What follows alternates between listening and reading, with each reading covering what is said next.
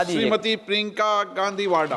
आदरणीय अध्यक्ष महोदय, मैं आपको धन्यवाद देना चाहती हूं कि इस महत्वपूर्ण मुद्दे पर आपने मुझे बोलने का मौका दिया।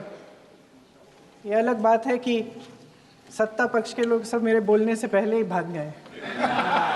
सारी बातें कर ली, ऑपरेशन सिंदूर की बात कर ली, आतंकवाद की बात कर ली, देश की रक्षा की बात कर ली, इतिहास का पाठ भी पढ़ा दिया, लेकिन एक बात छूट गई, ये हमला कैसे हुआ, क्यों हुआ।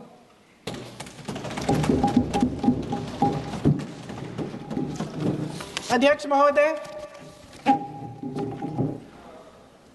ये लोग बैसारन वैली में, पहलगाम के पास कश्मीर में क्या कर रहे थे। आजकल पब्लिसिटी का दौर है, प्रचार का ज़माना है। कुछ समय से हमारी सरकार ये प्रचार कर रही थी कि कश्मीर में आतंकवाद ख़त्म हो गया है, कि कश्मीर में शांति है, अमन चैन है। प्रधानमंत्री जी ने खूब भाषण दिए, देशवासियों को कहा कि चलिए कश्मीर चलिए, सैर करिए।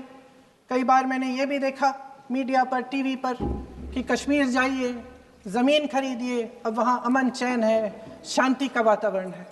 22 अप्रैल 2025 को बैसारन वैली में मौसम का मिजाज अच्छा था।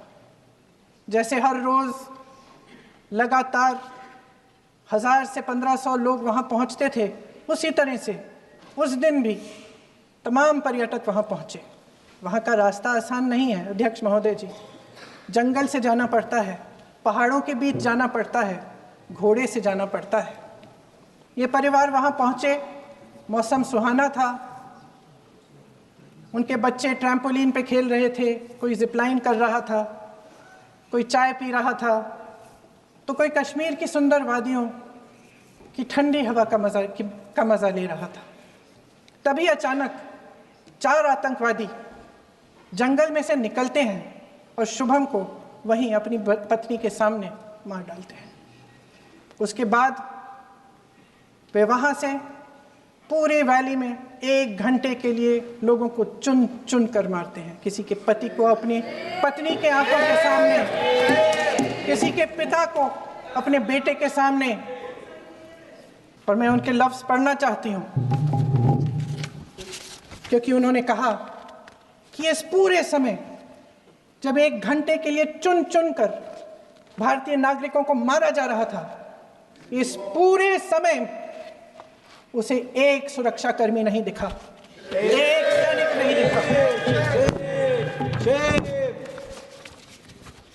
शुभम की पत्नी ने कहा, कोट, मैंने अपनी दुनिया को खत्म होते हुए देखा, अपनी आंखों के सामने एक सिक्योरिटी गार्ड नहीं था। मैं ये कह सकती हूँ कि देश ने, सरकार ने हमें वहां पे अनाथ छोड़ दिया था। सिक्योरिटी क्यों नहीं थी वहां पे एक सैनिक क्यों नहीं दिखा? क्या सरकार को मालूम नहीं था कि यहाँ रोज 1000 से 1500 पर्यटक जाते हैं? क्या सरकार को मालूम नहीं था कि यहाँ के पहुंचने के लिए जंगल के रास्ते से जाना पड़ता है? अगर कुछ हो जाएगा तो लोग वहां से निकल नहीं पाएंगे। एक चिकित्सा का इंतजाम नहीं था, फर्स्ट एड का इंतजाम नहीं था, कोई इंतजाम नहीं था, ना सुरक्षा का, ना फर्स्ट एड का। इन लोगों को भगवान भरोसे छोड़ दिया गया। ये लोग वहां पे इस सरकार के भरोसे गए और इस सरकार ने उन्हें भगवान भरोसे छोड़ दिया। मैं पूछना चाहती हूँ, ये किसकी जिम्मेदारी थी? इस देश के नागरिकों की सुरक्षा की जिम्मेदारी किसकी है? क्या इस देश के प्रधानमंत्री की नहीं है? क्या इस देश के गृह मंत्री की नहीं है? क्या इस देश के रक्षा मंत्री की नहीं है? क्या एनएसए की नहीं है?